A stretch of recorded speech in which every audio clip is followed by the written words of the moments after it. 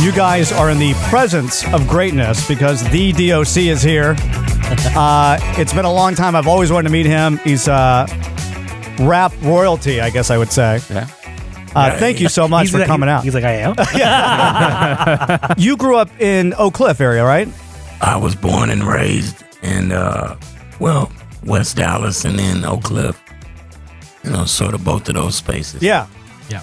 Eric grew up in Oak Cliff, Yeah. so he probably... And Davis and Tyler. Yeah. Yeah, right there. I'm Keys Polk. Keys Polk. Okay. Gotcha, yeah. Someone told me this years ago, and I didn't know if this was true or not. D.O.C, does it stand for Dallas Oak Cliff?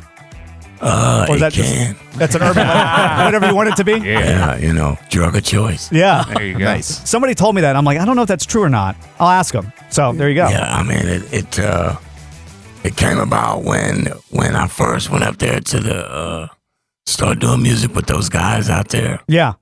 They had their name was an acronym, and so Right.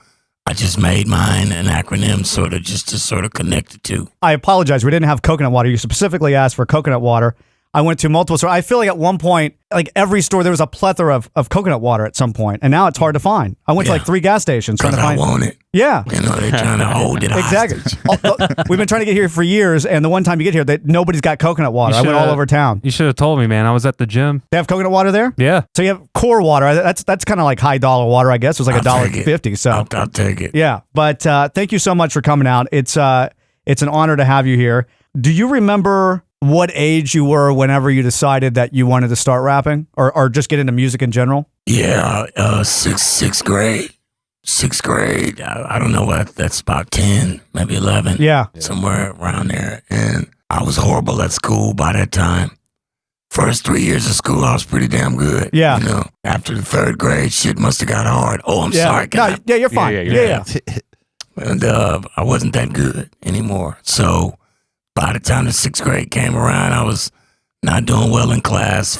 Last couple weeks of school, they're throwing a talent show. Does anybody think they got a special talent? Yeah. It gets you out of class for 2 weeks. Yeah. I developed a special There talent. you go. You know? Who was it that you listened to in those days that you were like, I kind of want to do that? Was there an artist that really inspired you? Well, there's a lot of them. Yeah. You know, the early days of hip hop for me was sort of late junior high school, going into high school. Yeah. You know, Apache and The Message and all of those records started showing up, Yeah. and I thought I could do that. Yeah. You know, but it was when Run DMC showed up, and the movie Crush Groove came out. Yeah. I think that's when it really kind of hit me. Like I want to do that. Yeah. You know, I could do that. See, for me, like writing is incredibly difficult. It's hard for me I have all these thoughts in my head, but it's hard to put them on paper. For you, does that come naturally? Did you develop that at an early age? Yeah, it's a gift. Yeah. I mean, I was like I said, I was pretty bad at school. Right. So by the time I got to high school, I developed a really ingenious way to skip school, and my parent not know. So while I was skipping school, I made sure I learned a word every day. Right. Yeah. So that when I got home, I could throw that word on my old man. Yeah. And he'd be like, wow, man, my kid's really studious. Yeah. You know, not knowing that I read that at the Burger King up the street or something. Yeah. But what a great plan, though. And it really helped you in the long run. Yeah. It's kind of what Eminem, I heard, did when he was going through like the thesaurus and dictionary to try to find words that nobody else was using. Yeah. Which kind of puts you ahead of everybody else. That's you right. know? That's right. You were part of a rap trio, right? I was part of a group called the Feel the Fresh Crew. Here in Dallas. Yeah, here in Dallas. Christened by this guy named Dr. Rock, who was a really big radio personality here Yeah. in the mid to late 80s. And he had connections with those guys in Los Angeles. And invited those guys down to Dallas, and I had a chance to meet them. And Dre and I really kind of connected. Dre was part of that group? Yeah. Okay. The group was called N.W.A, I think. Yeah. Eazy-E. Yeah. I think I've heard of it. Yeah. Yeah. And, A little underground group. me and that guy really hit it off. Yeah. You know, and he was like, wow, bro, if you were in LA, we'd be rich. Yeah. And I was like, I ain't going to, LA. Yeah. About 6 months later, my mother tried to send me to the Army. LA didn't seem too bad after All of that. a sudden, LA got really interesting. Yeah. Yeah. I'm curious about like how the music scene in Dallas was at the time, like the music area. Because when I was a teenager, it was Deep Ellum. Now there's really not a music area anymore here. I mean, I guess there's still places in Deep Ellum that have live music and stuff, but was Deep Ellum even a thing back in like the It was just 80s? starting to Pop? bubble, and I did a couple of Feel the Fresh Crew shows there. Yeah. But I'm a 16-year-old, 17-year-old kid. I don't know anything about a scene. Right. I don't have any money. So other than just going up there to rap, I wouldn't ordinarily even be there. Yeah. You know what I mean? But Dallas as a destination place, I guess, for lack of a better way of putting it, for artists and building and blowing up. Yeah. That time hadn't showed up in Dallas, but it's actually here right now. Yeah. Like now, our time, like Houston had their time, and LA had their time, and Atlanta and New Orleans, and so on and so forth. That moment is here in this city right now. You think about how many people have come out of Dallas just in the past few years. Yeah. Like Post Malone, Yeah. you know, Lil Ronnie, Yeah. Thoreau. All these guys are getting national attention and national plays, and it's just incredible to see that. And it always puts a smile on my face when somebody represents Dallas. You know what That's I mean? right. And it doesn't forget where they come from. Like a lot of these guys still live here. I ran into Dre, it was a year ago. I was hanging out with some friends at a studio down the street, and Dre walks in, and we're all talking, and he still lives here. You know, Yeah. I'm sure he has a place in LA or whatever, but he still lives here and still hangs around. And I think that's so cool because Dallas is what made you who you are, you know, essentially. You brought that to the table, to the world stage. Well, I said destination station because most of our great art and artists, they come get them and take them. Yeah. You know, and Right. so we never get a chance to develop. These people come here and they use these great musicians and they use these great writers Yeah. and these great ideas and take them to LA or New York or Atlanta because that's where they think it is. But it's here now. So Right. now it's time for us to make this place a destination station so they can come and deposit some of their shit here. Right. Instead of just taking our shit away from here. Yeah. How exciting. Can you imagine like the next N.W.A. for the next 20 years, or a group that we either brought here or formed here in Dallas? Oh, yeah. That would be so amazing. Oh, yeah. I've been thinking about that for a few years. Yeah. You moved to L.A. Yeah. Or are you a solo artist at this point, or are you still part of the group? Well, I was never really technically part of the group, which is why I added the periods. They made me, Yeah. kind of made me feel like even though I'm putting all this work in. Because you were writing a lot of this stuff too. Yeah. You know, but when it came time to take pictures and shit, I always had to stand to the side. Could you just stand over here, doctor? Yeah. Will you take the picture? Yeah, you know what I mean? And it bothered me after a while. Yeah. So I thought I'd get the better of those guys. I'm going to put periods in my shit too. Yeah. So everybody would be like, oh, I get it. Yeah. You know, and Do you use the same font too? You should have used the same font, that N.W.A. font. no, that was a great idea. We'll get our graphic designers on it for you. We'll produce you a logo. I wasn't thinking about that back then. I Yeah. just thought the periods was enough. But by the time my records started showing up, Yeah. I was really starting to bubble in a way they weren't. Yeah. So I was kind of cool with the slight distinction. You kind of brought in a unique style, and maybe it's because you grew up here in this area. My favorite style of rap is always the West Coast style, right? But I feel like a lot of that is because of what you brought to the table. Because Dr. Dre, if someone asked me who's my favorite producer of all time, it would be Dr. Dre. And all the artists that you guys have kind of put together and manifested over the years. I was telling these guys earlier, if the West Coast never had their own, or the East Coast never had their own rappers and, you know, Biggie and all that stuff, as much as they contribute to hip hop, that didn't matter to me. I didn't even have to hear a song. Because West Coast is what I connected with. You know what I mean? But I think that you're responsible for that, for the Part of it. Yeah. No question about that. Yeah. You know, but at my core, I'm an old school East Coast MC. Yeah.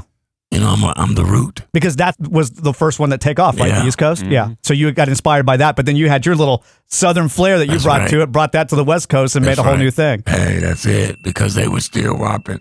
When I got to the West Coast, they were still doing the Dream Team. Yeah. And it was still a lot of that techno pop Yeah. rap. Electro. Yeah. Yeah. But Yeah. Cube had just, there's a guy named Schoolie D, who's really where that first time I heard that cadence Yeah.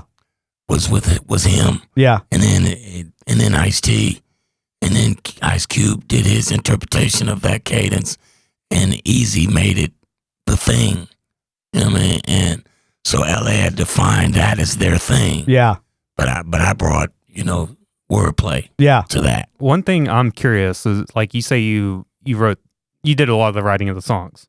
Now, does the beat come first and then the lyrics? So or do you just kind of think of some thought and you're like, hey, you know what? I want to rap about that. I want to write, because you come from the time when there was still the storytelling rap. Yeah. And you really don't see much of that anymore. But so do you start with the beat or do you start with the message? Well, I start both ways. Okay.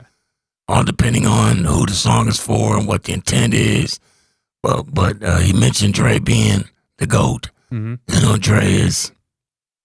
I always tell Dre that he's more of a producer in the sense that he's making a film more than a record, because you can visualize the art inside his production. Yeah. So it makes it easy to write the story based on what he's done, and vice versa. He'll hear you and know what you're trying to do and match that. Dre really is probably, and I'm maybe a little biased, but it's probably the best producer I've ever seen in my life. I agree with that. As far as like the storytelling aspect of his music, right? I remember being, maybe 10 years old. I wasn't allowed to listen to rap when I was a little kid.